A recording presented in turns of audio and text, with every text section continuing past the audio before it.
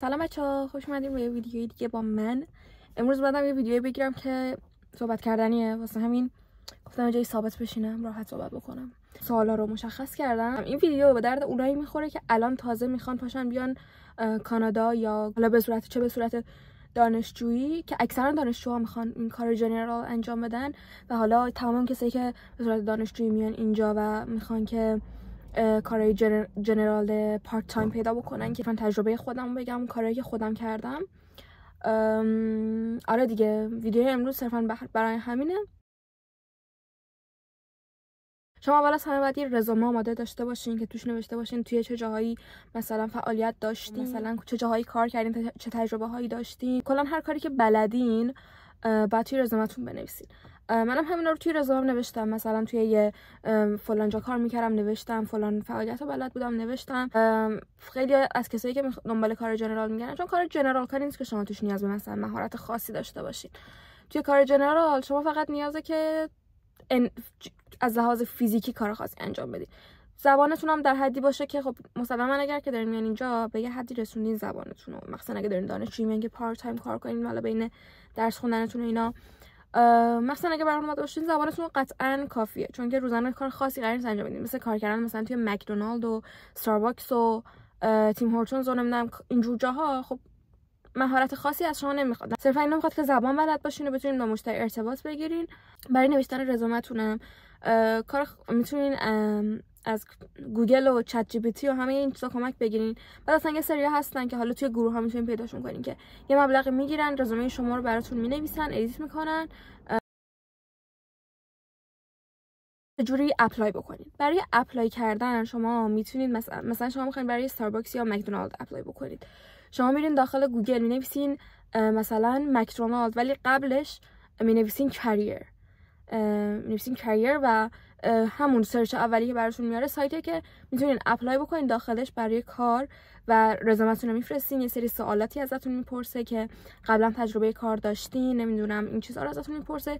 بعد مثلا برای شعبه هایی که میخواین برین و ازتون میپرسه چه شعبه هایی براتون راحت تر، اون شعبه هایی که خودتون میخواین و حتی میتونین براشون اپلای بکنید که نزدیکتون باشه.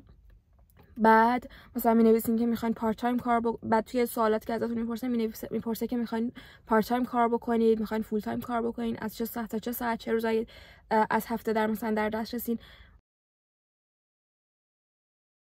و مثلا اکثر کسایی که اپلای میکنن چون دانشجوان تایمشون محدوده، برای همین شما اگر که مثلا یه جوری اپلای بکنید که مثلا از 1 ماه مثلا تعطیلات دارید، اون تعطیلات رو بزنید فول تایم کار میکنین و برین شروع کنین کار کردن، که کار رو یاد بدن بهتون توی اون 1 ماه. مثلا هر روز برین، حالا هر روزم بهتون شیفت نمیدن ولی مثلا بزنین که هر روز هفته از مثلا 6 هفته صبح تا مثلا 10-12 شب در دسترسین. توی اون تایم شما میرین آموزش‌ها رو بهتون میدن، چون یه 2-3 هفته ترینینگ دارین. برای من که توی تیم هورتونز اپلای کردم و ترینینگ من کلا یه 2 هفته طول کشید. بعد از اون دیگه شما کارو بلد میشین. بعد حالا مثلا ترم شروع میشه و میخواین برید مثلا برای کلاس، میگیم بهشون که آره دیگه من مثلا ترمم شروع شده، از این ساعت تا این ساعت در دسترسم، از این ساعت تا این ساعت میتونم کار بکنم. سنگ خوش چون که خیلی رزومه ها زیاده و یعنی درخواست برای کار خیلی زیاده. کاری که اکثرا انجام میدن اینه که زمانی که رزومه رو هم آنلاین میفرستن و همین که یه پرینت مثلا 10 تا پرینت ازش میگیرن، میبرن میدن شعبه های مختلف حضوری، میرن میگن که میخوام با منیجر مثلا صحبت بکنم و اینو به منیجر رزومه‌شون رو میدن. همونجا منیجر یه فرم بهتون میده، اون فرم رو پر میکنین و حالا مثلا به فاصله چند روز بهتون زنگ میزنه، میگه که مثلا بیا برای مصاحبه. توی مصاحبه حضوری هم چیز خاصی ازتون نمیپرسن، یه فرم دوباره بهتون میدن که ساعتایی که میتونین برین و نمیدونم که تجربه اگر برای کار کردن دارین و چیزا رو میپرسن. یه نفر میاد همونجا باهاتون یه چند تا مثلا صحبت بکنه که هدفت از این کار چیه، مثلا تجربه‌ای توی این قضیه داشتی، و حالا مثلا لازمه یکم الکی پیاز داغش رو زیاد بکنین دیگه. مثلا اگه ازت میپرسن که چرا میخوای این کارو انجام بدی، مثلا برای من که توی مرتضی گفتم که خب من عاشق کافی و مثلا نوشیدنی مختلفم، برای من کافی درست کردن و اینا خیلی کار مثلا فان و سرگرم کننده و جذابیه. مثلا براتون توضیح میدن که کار مثلا اینجوریه، بعد بعضی وقتا مثلا چیزای سنگین مثلا باکس قهوه که توش قهوه توش دم کردین و مثلا جابجا بکنین و فلان، این چیزا براتون توضیح میدن. همین که ببینن شما سر و زبون دارین، خجالتی نیستین و زبانتون هم حد متوسط بلدین، براشون کفایت میکنه اصولا.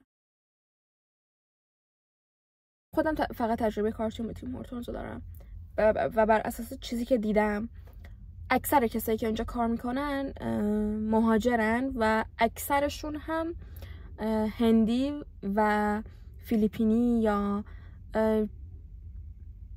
اینجور جاها هستن. یعنی ولی خب اکثریت میتونم بگم 70%شون هندی هستن و کلا هم محیط جو کارم جوریه که خیلی راحت یختون وا میشه. یعنی همه کسایی که اونجا کار میکنن خیلی ساپورتیو و مهربون و اینجوریان که بهتون کمک بکنن و اصلا از این نظر نگران نباشین که یعنی اصلا مثلا استرس اینا نباشین که ازشون سوال بپرسین عصبانی بشن یا هر چی. شما 10 بارم سوال بپرسین براتون توضیح میدن. حالا وظایفم این شکلی که حالا یه سری توی بخش مثلا نوشیدنی درست کردن، یه سری توی بخش بیکری ان که مثلا سوپ و نمیدونم خوراکی‌ها رو آماده میکنن، یه سری هم توی بیگل بارن که مثلا آماده کردن ساندویچ‌ها و این چیزاست. برای من یه تجربه خیلی خوبیه چون که هم با آدمای زیادی در ارتباطم، هم خیلی رو اعتماد به نفسم برای زبان انگلیسی صحبت کردن تاثیر داشته، هم واقعا زبانم بهتر کرده. ولی اینو بهتون میگم کلا به آدمایی که اونجا در ارتباطین اکثرشون مهاجرن و شرایطشون هم عین همه. برای همین خب امکانی که بتونین مثلا باشون ارتباط بگیرین و اینا هم خیلی زیاده. امیدوارم که به سوالاتون جواب داده باشم و بهتون کمک کنه این ویدیو. فعلا تا ویدیوی دیگه خدافظ، بای بای.